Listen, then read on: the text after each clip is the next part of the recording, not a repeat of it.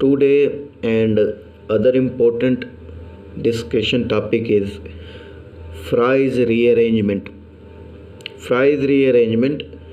Phenolic Easter is heated. Phenolic Easter होता है आपके पास, ये फिनोलिक ईस्टर है, ये वाला फिनोलिक ईस्टर है.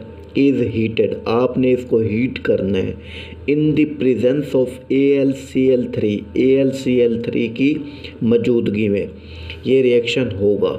उसके बाद आपके पास जो बनेगा वो आपके पास बनेगा ऑर्थो असाइल फिनोल.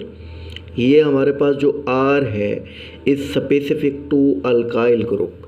ठीक है, ये आपके पास अल्काइल ग्रुप भी आप यहाँ लगा सकते हैं या अराइल ग्रुप भी आप यहाँ पे लगा सकते हैं. ये आपके पास जो फिनोलिक ईस्टर था, आपने इसको AlCl3 की मौजूदगी में हीट किया इन द प्रेजेंस ऑफ AlCl3. तो इसने आपके पास, इसने जो है ना रिज़ल्ट के तौर पे जो बनाया है वो आपको बना के दिया है ortho acyl phenol. R is specific to alkyl group for aryl group. इसके बाद हमारे पास ये तो ऑर्थो पोजीशन थी. पैरा पोजीशन पे जो हमारे पास पैरा पोजीशन पे ये जो R जो है ये आपके पास पैरा पोजीशन पे आ जाता है. इसी तरह हमारे पास जो फ्राइज़ रीअरेंजमेंट होती है, फ्राइज़ रीअरेंजमेंट जो होती है ये फोटो फ्राइज़ रीअरेंजमेंट भी होती है. तो हम जो है फोटो फ्राइज़ रीअरेंजमेंट को देखते हैं कि what is photo Fries rearrangement.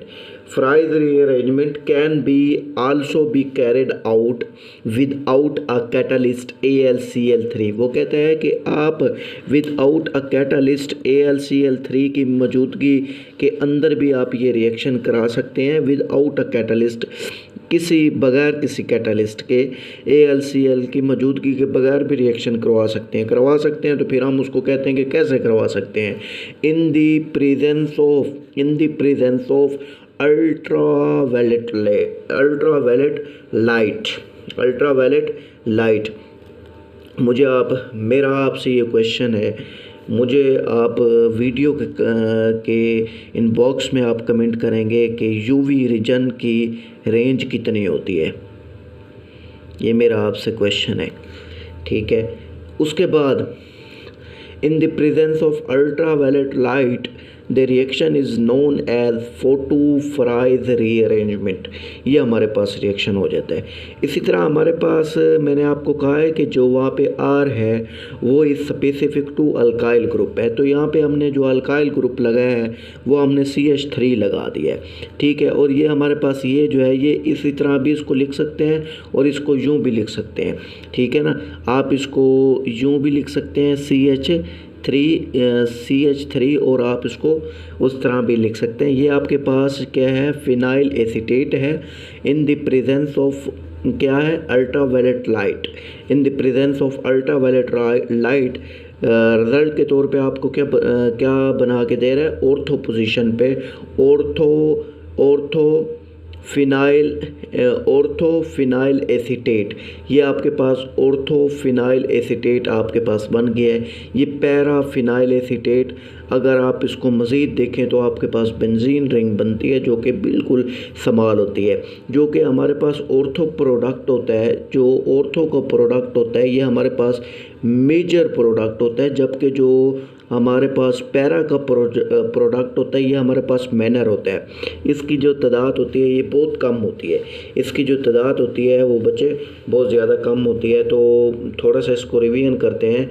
Fries rearrangement, photo Fries rearrangement क्या होती है कि अगर रीअरेंजमेंट जो है वो अल्ट्रावायलेट लाइट की मौजूदगी में हो जाए तो उसको फ्राइज़ रीअरेंजमेंट कहते हैं. कि वो AlCl3 की मौजूदगी में ना हो तो उसको उसके अंदर कैटालिस्ट यूज़ ना हो. तो हमने फिनाइल एसीटेट को लिया, अल्ट्रावायलेट लाइट को यूज़ किया, तो हमारे पास ऑर्थो पोजीशन पे आ गया.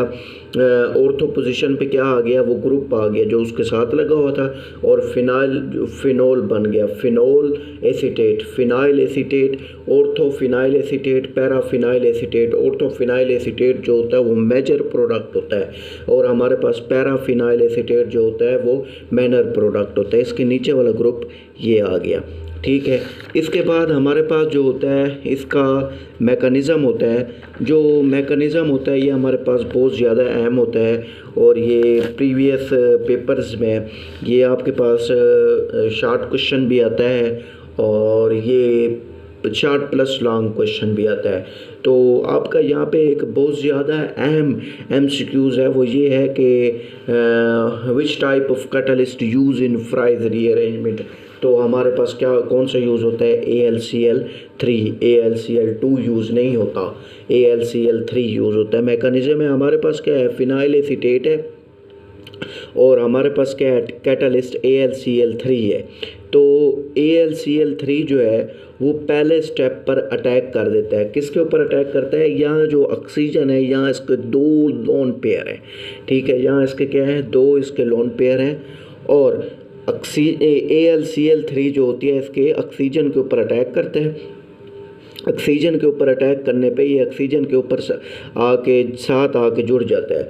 ऑक्सीजन के साथ ही जो कार्बन वाला बॉन्ड है ये यहाँ पे क्या होता है, ऑक्सीजन बॉन्ड ब्रेक, ऑक्सीजन का जो बॉन्ड होता है एक साइड वाला वो ब्रेक हो जाता है और जैसे ये ब्रेक होता है तो ये जो है ना COCH3 यहाँ से क्या हो जाता है, निकल जाता है। यहाँ से COCH3, सॉरी मैं अभी CO पढ़ने लग गया। तो ये हमारे पास क्या है, COCH3 है। तो हमारे पास COCH3 यहाँ से क्या हो जाता है, माइनस हो जाता है, यहाँ से निकल जाता है।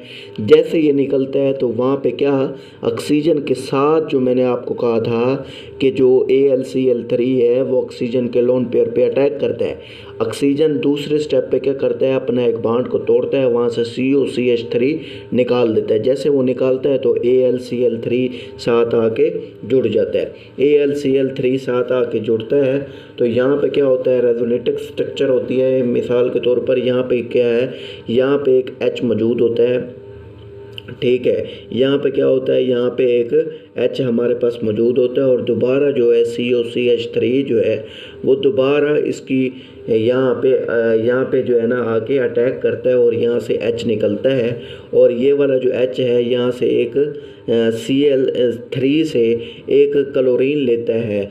तो जब ये क्लोरीन लेगा तो ये हमारे पास क्या निकल जाएगा, यहाँ HCl निकल जाएगा और ऊपर के बच जाएगा AlCl2 बच जाएगा और नीचे हमारे पास क्या बच जाएगा, COCH3 बच जाएगा, ठीक है। और अगले स्टेप पे क्या होगा, अगले स्टेप पर हमारे पास होगा ये कि जो ऑक्सीजन के जो ये लॉन पेयर हैं ये दोबारा जो है ना आपके पास आते हैं।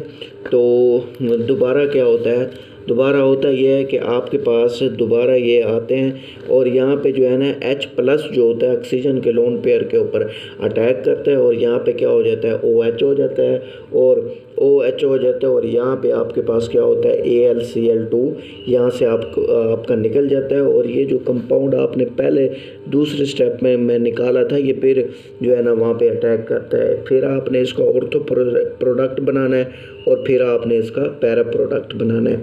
अब यहाँ पे जो मैंने यहाँ उर्दू में लिखा है कि इंटरमॉलिक्यूलर में जो आपके पास COCH3 है वो अटैक होता है, फिर जो है ना अटैक होता है, फिर जो है ना रिमूव होता है और फिर जो है ना वो अटैक करता है। जबकि हमारे पास इंट्रामॉलिक्यूलर में जो COCH3 है ये यहाँ से रिमूव्ड नहीं होता है। यहाँ देखें ना कि हमारे पास ये पहला स्टेप अगर इसका ये हमारे पास इंट्रामॉलिक्यूलर है तो इसका पहला स्टेप यहाँ मैंने नहीं लिखा। तो पहले स्टेप पे क्या होता था, AlCl3 यहाँ पे आके अटैक होता था तो ऑक्सीजन अपना बॉन्ड ब्रेक करता था। यहाँ ऑक्सीजन अपना बॉन्ड ब्रेक नहीं कर रहा, तो ऑक्सीजन अपना बॉन्ड ब्रेक नहीं कर रहा तो आप इस COCH3 को यहाँ पे भी लिख सकते हो। तो होगा क्या, ये जो है ना यहाँ पे ऑक्सीजन अपना बॉन्ड ब्रेक नहीं कर रहा और यहाँ से जो है ना इसकी रेजोनेटिक स्ट्रक्चर होती है, डीलोकलाइजेशन होती है और H जो है ना यहाँ पे निकलता है और H जो है ना Cl3 से एक HCl लेता है और HCl बाहर निकल जाता है और रिज़ल्ट के तौर पे हमारे पास ऑर्थो असाइल फिनोल जो है ना वो हमारे पास बन जाता है। अपना बहुत ख्याल रखिएगा।